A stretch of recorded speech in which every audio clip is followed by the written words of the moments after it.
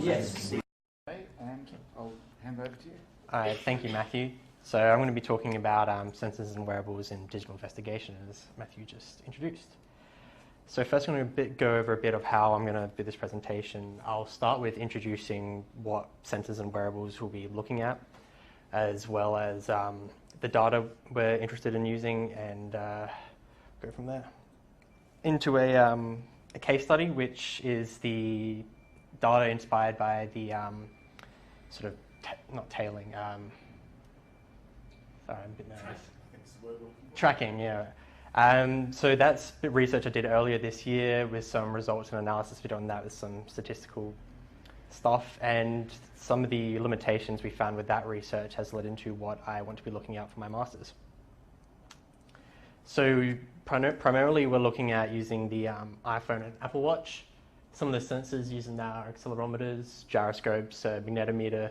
In the Apple Watch there's also some photoplethysmography, I think it's called, for heart rate tracking. But just for this we're going to be looking at step counts for the time being.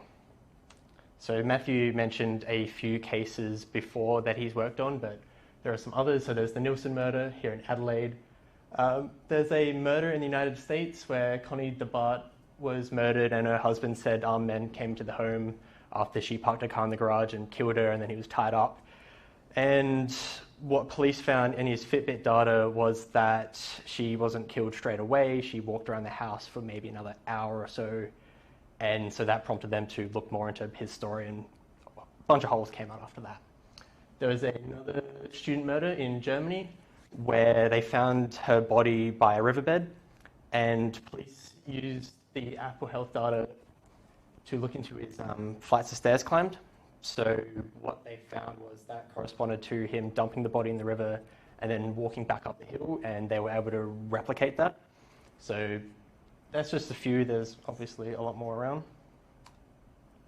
So the study we looked at this year, we had two people's sets of data, just their step counts, and we wanted to see if just using those can we sort of identify any relationships between the two.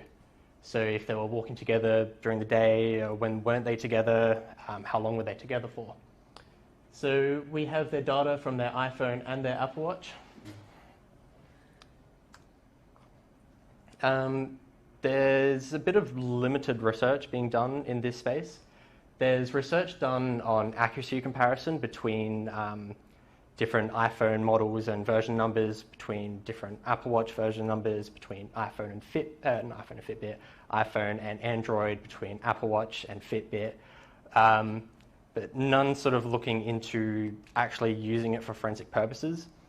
There's a research done by the Netherlands Forensic Institute where they look into verifying the reliability of the steps, so how accurate they are, for the purpose of if they are accurate, they could be used for forensic purposes. So they found it was pretty good, so we can do that. Part of our research later on that we want to do is kind of verify their results as well and extend it a bit. There's been some research done by honours students here at the University of Adelaide where they were using the heart rate measurements from the health app to estimate the time of death. What I didn't know until recently, but there was actually a few different ways of extracting the data from the devices. So the way the Netherlands Forensic Institute did, they imaged the phone and accessed the SQL databases, and they use basic SQL commands to extract the tables from there and rebuild it. The other way is on the app, you've got a little icon on the top right, you click on that and then you go export data and it gets sent to you as an XML file, which is what the honours students did in 2017. So we used that method this year because it was just the most simple and straightforward, and I wasn't ready to learn SQL. So onto the Apple Health app itself. It tracks a few different measurements from you, such as your heart rate, your energy burn, so like basal energy, the amounts of stairs you climbed, the steps you take, and also the distance you've taken. And there's a little screenshot of what it looks like in the interface. The next few slides, I've got a few screenshots of some of the data as it looks like in the app. So here we have your resting rate, beats per minute, your walking average, and your regular heart rate, and You can see just above, you can change the time scale between hours, days, weeks, months, and over the year as well. Here we also have active energy, resting energy, and flights climbed. It's a bit cut off here at the bottom, but there's a bit of a definition on to what they regard as, for example, what a flight of stair, which is, I think, 3 feet. 3 metres, 10 feet. 3 metres, 10 feet, yeah. And here we also have steps, walking running distance, and exercise minutes. This is actually from Matthew's thing, so there's not much exercise minutes here. But Okay, so just to be quite explicit, the candidates that we're looking at here is myself and my partner, just for ethics reasons. We're using our own data for the purpose of discovery and initial investigation. So you can pay me out all you like, and that's fine. You have explicit permission to do so. you'll see in the coming slides that I've referenced them as subject 1 and 2, but we did the presentation in Estonia and you were happy with your name and your partner being the names of the subjects. So a little bit more onto the data. So subject 1, which is Matthew, he has step count data dating back to the 19th of April 2017 for both his iPhone and his Apple Watch. His partner, I was only given the XML export for 3 days in particular, which is the 26th, 27th, and 28th of December 2018. I was told beforehand that on those three days, the two of them were together in Perth. So we have a sort of secondary source of information that we know they're walking together, but we still want to see if the step counts can show when they were doing it and for how long. So here's what the data looks like after it's converted from XML into a CSV file for readability in Excel or MATLAB. So we can see the source version, so which version number of the phone or watch it is, as well as which device the recording comes from, what type of measurement it is, so step count, distance, heart rate, etc. The unit for it, so if it's count, if it's a meter. We can see when it was logged or when the measurement was put into the app. We can also see the step interval. So it's a bit of a, it's a bit tricky here because when you go back into the into this one, it doesn't really tell you much of the intervals of when they started or when they stopped. You can see what kind of steps they did over the day, but when you export it, you get quite a bit more information of the exact time they supposedly started taking steps and when they ended and how many steps they took. An interesting thing to note is that the plus 1030 is the Adelaide time zone, and during this weekend they were in Perth, but it's still recording it as if they were in Adelaide. So even when overseas, there's a horizontal shift in time, it's still recording in Adelaide time. It looks like you're walking around at 4 a.m, but you sound asleep. To be clear, the XML file exports it in the local time zone.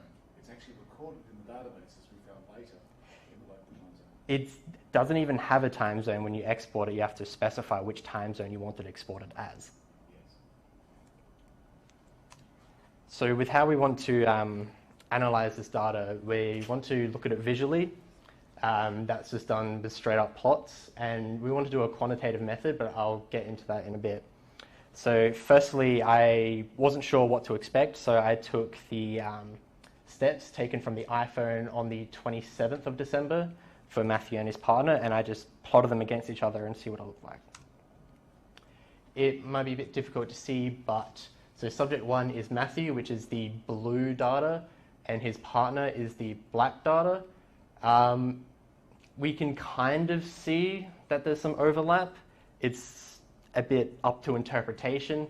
Like some of them look the same, but then here there's 2 steps taken versus 8, and it's not, even though it's visual, it doesn't tell us anything extremely useful.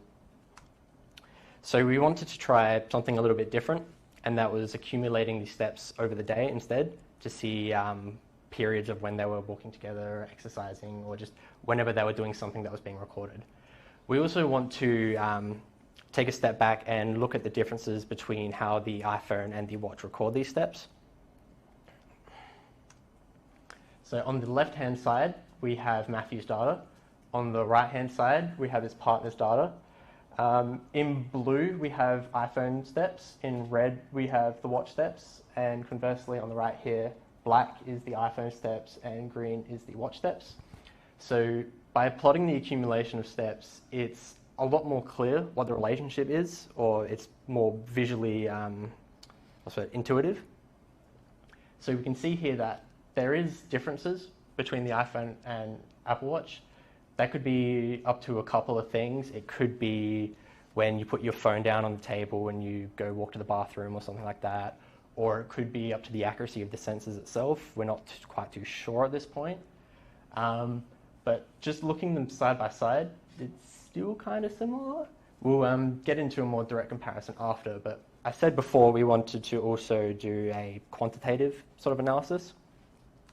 So what I used is the callback labeler distance, which is a way of comparing two different probability distributions. The way it works is the lower the number, the higher the correlation. So a value of 0 will indicate that it's the same data. Large integer values will mean they're not correlated very well. So now we are going to correlate Matthew's iPhone and Apple Watch data. So we can see here on the main diagonal, we get values of 0, which is what we expect. We're comparing his phone to his phone on the same day. But what's interesting to note is when we compare his phone to his watch, we get relatively low values compared to when we compare them on different days. So for example, on the 26th, his iPhone correlation with his watch on the 26th is only 5.61, but if we compare his phone on the 27th to the phone on the 28th, up here we have 16.26. So we're getting large values on days which doesn't make sense for them to be together, and we're getting low values when they are on the same day with different devices. So it's good to know that we have some sort of good relationship between the iPhone and Apple Watch. It also means that when we do sort of analysis, when we are tracking two people together, if one doesn't have their phone on them and only has the watch, but the other has a phone but no watch, we can still kind of do an analysis. It's not going to be too much of a difference. There will be some, but not too much. So next, what I wanted to do is compare Matthew's 27th with his iPhone data with his partner's 27th iPhone data as well. And what we get here is very good correlation and very intuitive overlap, really. There are differences where some of the steps by Matthew are a bit higher than his partner.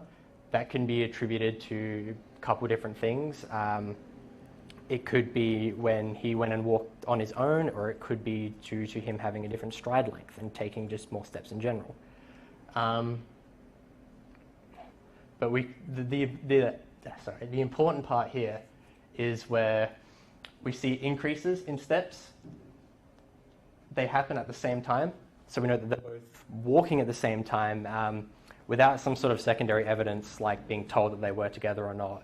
You'd have to check cell tower things, that they might be following each other, or they could be walking on opposite sides of the street.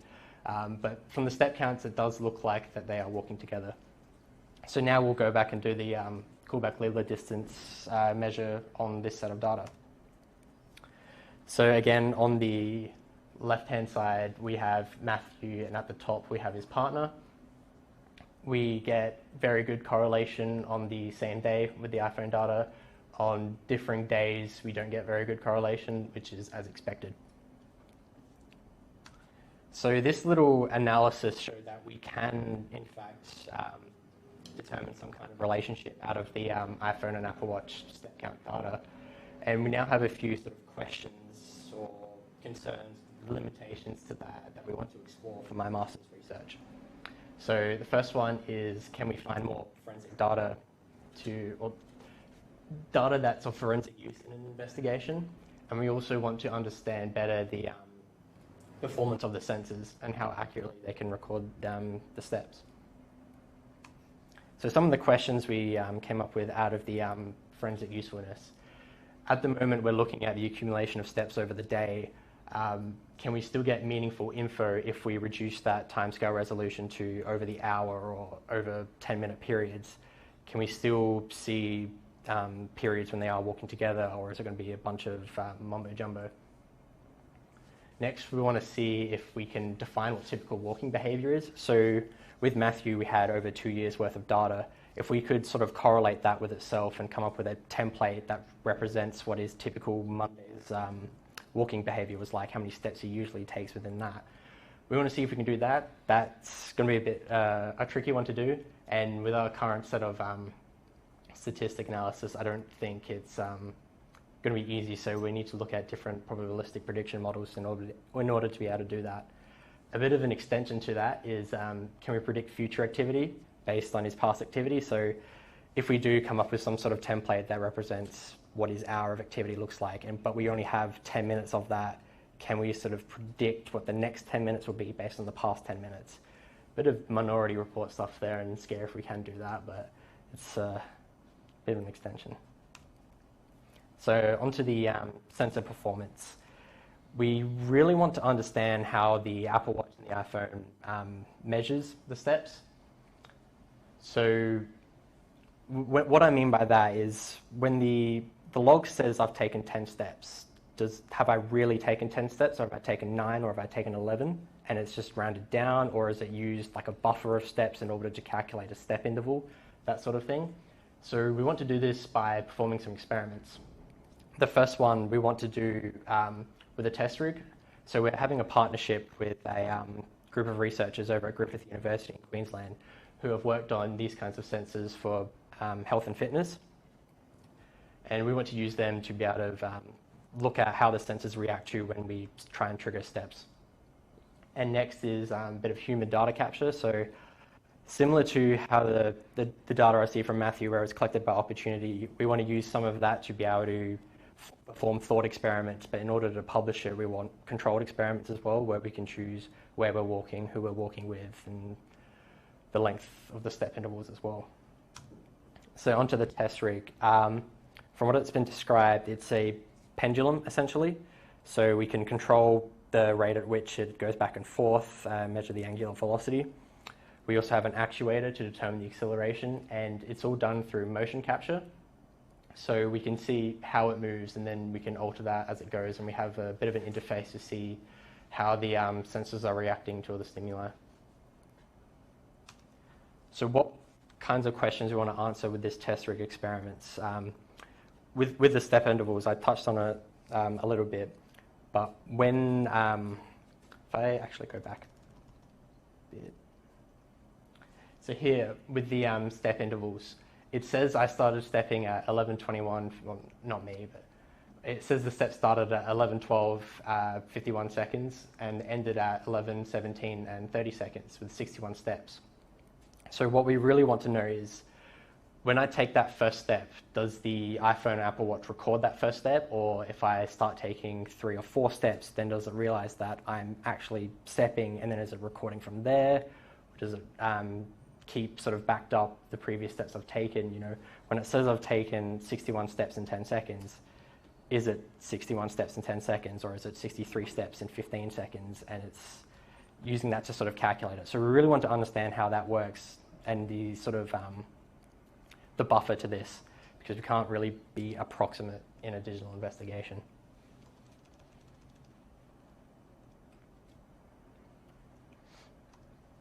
With some of the experiments we want to do by humans, so as I said, we want to do collect data by discovery. So that's just me walking along with the Apple Watch or the phone in my pocket and going, oh, I wonder if that counts as a step. Or if I do that, is it going to record that? And just exporting it and then loading it into MATLAB and doing a little analysis on it and looking at it and seeing if it does show up, and then I can start thinking more and then devising up some controlled experiments, such as we can replicate the one that Matthew and his partner took in Perth, where they were walking together during the day, or we could try and put our black hats on, and maybe I can give Matthew a route to walk on, and then I'll go walk behind him at a safe distance of 15 meters in a black hoodie or something and follow him around, or just things like that. That was you, wasn't it? Yeah, it was. Another good thing about having these sort of controlled experiments is we can compare them against the steps counted with the test rig experiments to see the differences between having a machine do it and finding out some of the randomness involved with humans. So because we are dealing with health data, there is the question of ethics. With the test rig, it is just a simple machine pendulum. We don't really need ethics approval for that. With the data obtained by Opportunity, just from my own device, that's not going to be published data. It's just used to devise more experiments later on that will be published. So that stuff doesn't require ethics, but when we do the controlled experiments with me and Matthew walking together, or I'm walking by myself down a certain route and I'm trying to test something and find a certain answer, I will need ethics approval for that. And a little bit of a timeline. We're expected to finish our collaboration with Griffith University around December this year. That's getting some results from using the test rig and analysing the footstep correlations. Since I do go to Estonia quite regularly now, there'll be an extended abstract hopefully due in July as a bit of an update on my research and my thesis, and then final thesis draft due by August. And the plan is to get this done by publication, so just keep writing in smaller papers and then it'll come together at the end. Thank you for listening. Any questions? Okay, time for some questions. Yes? Is the scope in your research for looking at things like wheelchair users or disabled users potentially with the forensics? I didn't want to go down that route since we're talking about steps, and wheelchair users don't really take steps, but at the moment, at the master's level, it's pretty basic, using the iPhone, Apple Watch, doing normal steps. As an extension, we could expand the test subjects. We can also look at other devices as well. So it's definitely not in scope at the moment, but if possible, maybe doctor's level, that will be something to take into account. So it's actually a really good question. I think the key point here is to understand the methodology and the principles, and we'll do that simply, but it does mean that if you then have a specific case where you do look at alternative ways of transport, including wheelchairs and disability, we'll have a framework for doing that. It doesn't necessarily mean that it will be done thoroughly for this. For those of you looking at postgraduate research, one of the great temptations is that you're going to solve all the world's problems around this question. And in fact, all we really want to do is to have a pass through and show that it can be done.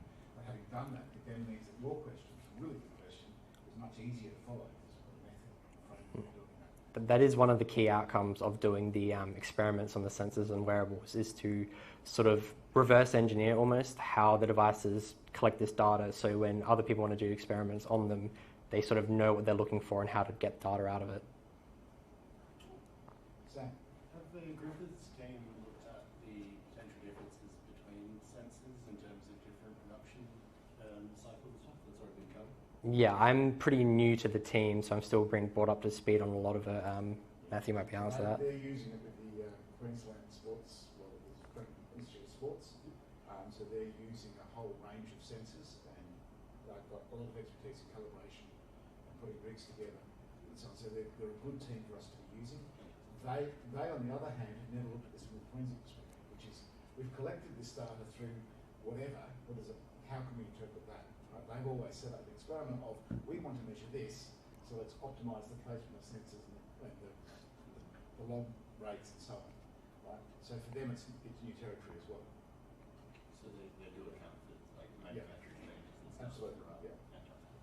Got a question there. Just have you got some nominal rates of a non-stressed person, their stride rate per minute? Because I can imagine if you're crossing the road, I certainly would step a little bit more. It's definitely some of the forensic information we want to determine out of that, because we can see there are different stride lengths, and then so at the moment we are looking at just step counts, but if at the doctor's level we can combine that with heart rate to see stress levels and yeah, that kind of thing, definitely, yeah.